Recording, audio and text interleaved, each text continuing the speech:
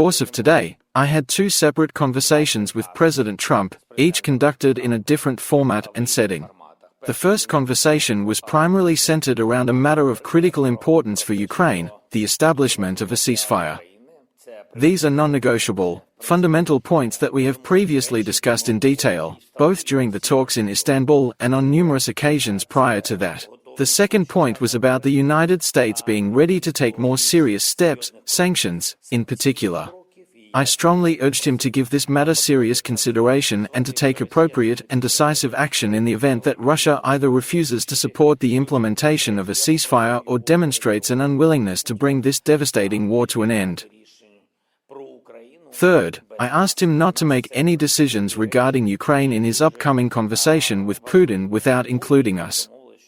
That's a matter of principle and of utmost importance to us. We reached a mutual understanding to hold another round of discussions and continue our dialogue after President Trump has completed his upcoming conversation with President Putin.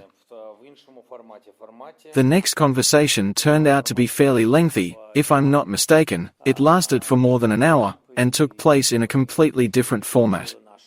It involved not only myself and President Trump, but also several of our esteemed colleagues and international partners, President Emmanuel Macron of France, the President and Prime Minister of Italy, Giorgia Meloni, President Alexander Stubb of Finland, German Chancellor Friedrich Merz, as well as Ursula von der Leyen, the President of the European Commission.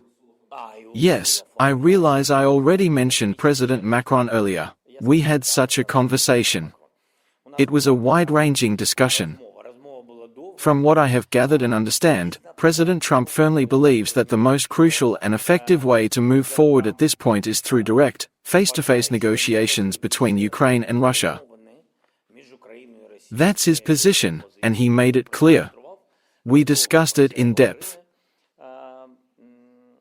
Essentially, he is of the opinion that the Russian side will begin to send clear signals outlining what they consider to be the necessary conditions for establishing a ceasefire, as well as indicating what they envision as the appropriate next steps from their perspective.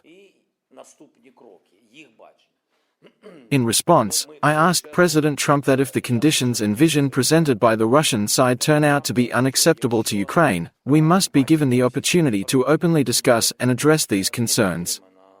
Furthermore, I emphasized that the United States should interpret any Ukrainian hesitation or rejection not as unwillingness on our part, but rather as a clear indication of Russia's refusal to bring this war to an end, especially in cases where the terms being offered are particularly harsh, difficult, or simply unacceptable to us. So far, these are general discussions, which is why I emphasized the possibility of strong, serious sanctions. I don't have an answer yet, I'm just sharing what we talked about. I won't go into every detail of our conversation. We are currently exploring the possibility, which I personally view as a very positive and encouraging outcome of our recent discussions, of organizing another round of meetings that would involve the participation of full delegations from all relevant parties. This must be the most popular iSmartwatch on the market right now. High level. The US, Ukraine, Russia, and European national security advisors, representatives from the countries I just named, plus the United Kingdom. Such a meeting could potentially be held in one of several locations, with Turkey, the Vatican, or Switzerland all being considered as viable and suitable venues for this important gathering.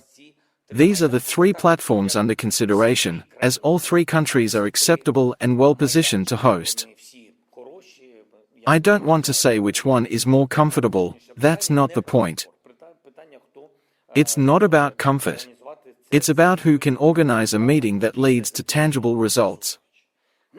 And I strongly believe that we will receive a clear and definitive answer regarding this matter in the very near future, likely sooner than many might expect. That's all I wanted to say. Andriy Stasiak, Suspion. I've also wanted to clarify regarding Putin's statement that Ukraine and the Eurasian Economic Union may begin drafting a certain memorandum. Is there any information about what this memorandum might be?